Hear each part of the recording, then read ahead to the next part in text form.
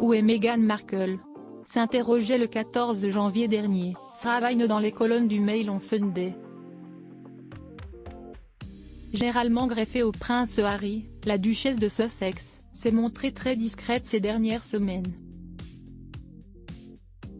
Beaucoup de commentateurs royaux s'attendaient à voir Meghan Markle sur son 31, les bijoux scintillants, affichant un sourire ultra bright au bras de son mari.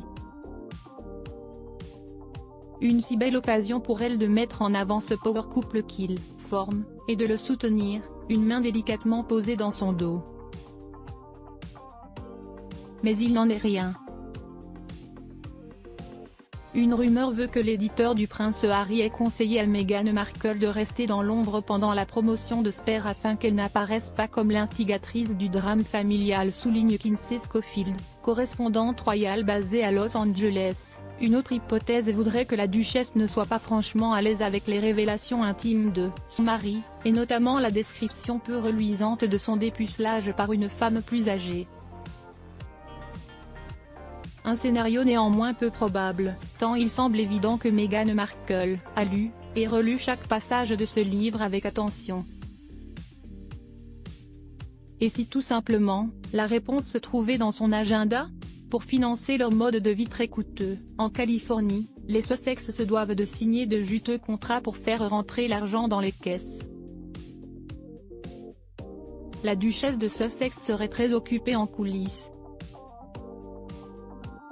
Photo, l'année 2022 mouvementée de Meghan Markle et Harry en images archétypes. Le podcast animé par Meghan Markle sur Spotify a débuté le 23 août 2022. La duchesse de Sussex conviait des femmes célèbres à discuter avec elle, notamment sur les stéréotypes véhiculés contre les femmes. Serena Williams, Mariah Carey, Paris Hilton, Mindy Kaling, Andy Cohen pour ne citer qu'elle, avaient accepté de se prêter au jeu. 12 épisodes ont été mis en ligne sur la plateforme. Critiqué dans la presse anglaise qui dénonçait un exercice de nombrilisme. Ces podcasts pourraient ne pas connaître de saison 2.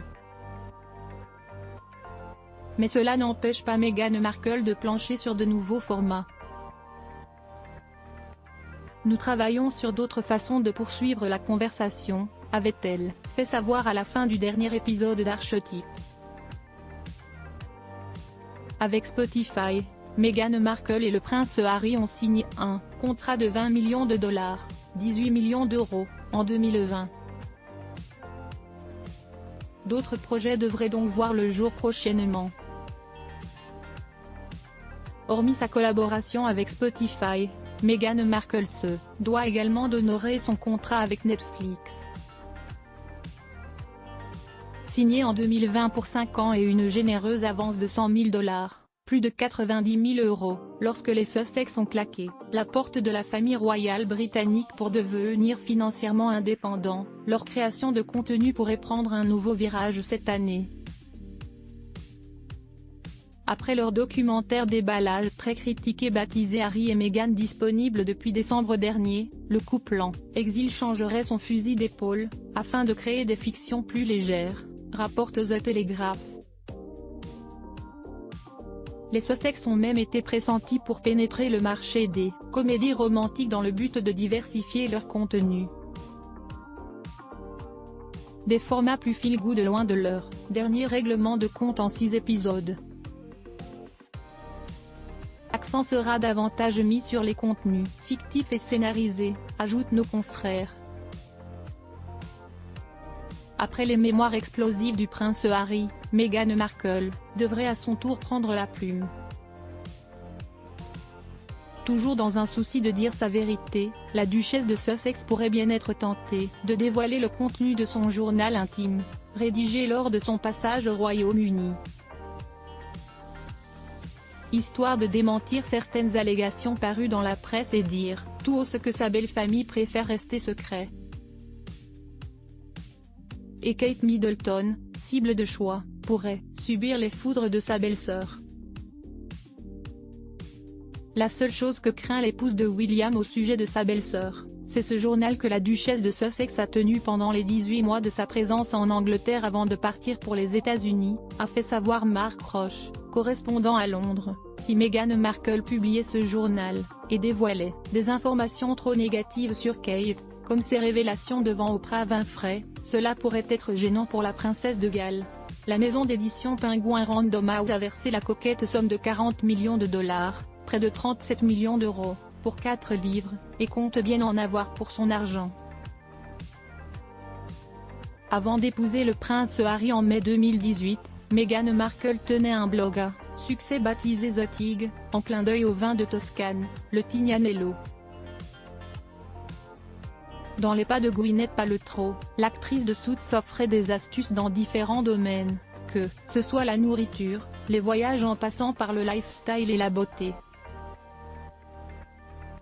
Mais en avril 2017, celle qui allait devenir la duchesse de Sussex avait été contrainte de fermer son blog, non sans manquer d'adresser un petit message à ses fans.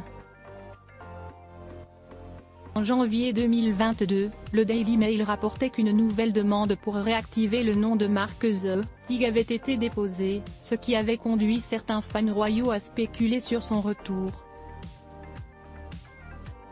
La marque durable a pour but d'empêcher la création d'une fausse image de marque, d'éviter que d'autres personnes prétendent être la duchesse ou être affiliées à elle, avait déclaré l'un des conseils de Meghan Markle. Désormais exilée aux États-Unis, loin de la famille royale et d'un des protocoles les plus stricts d'Europe, Meghan Markle pourrait préparer son grand retour sur les réseaux sociaux. Outre un compte Instagram, la mère d'Archie et Lilibet pourrait relancer son blog et pourquoi pas, y prodiguer ses derniers conseils de maman. Un nouveau projet qui pourrait lui rapporter gros.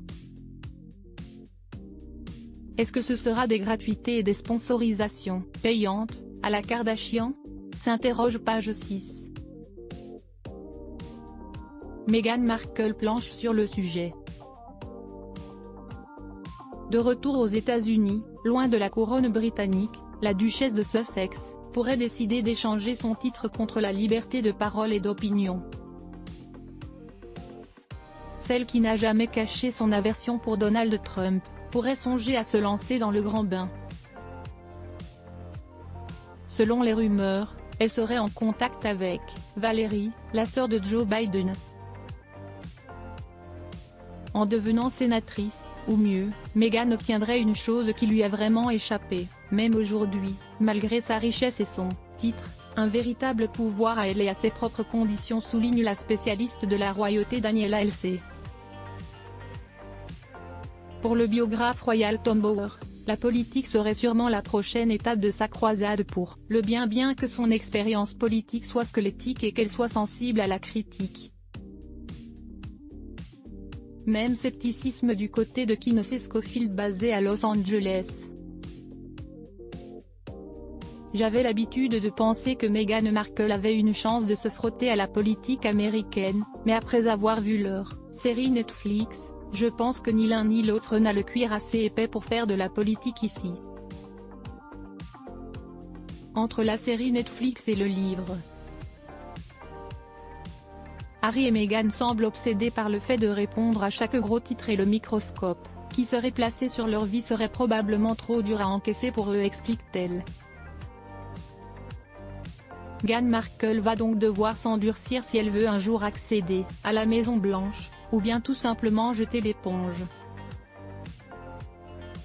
Crédit photo, backgrid USA Best Image.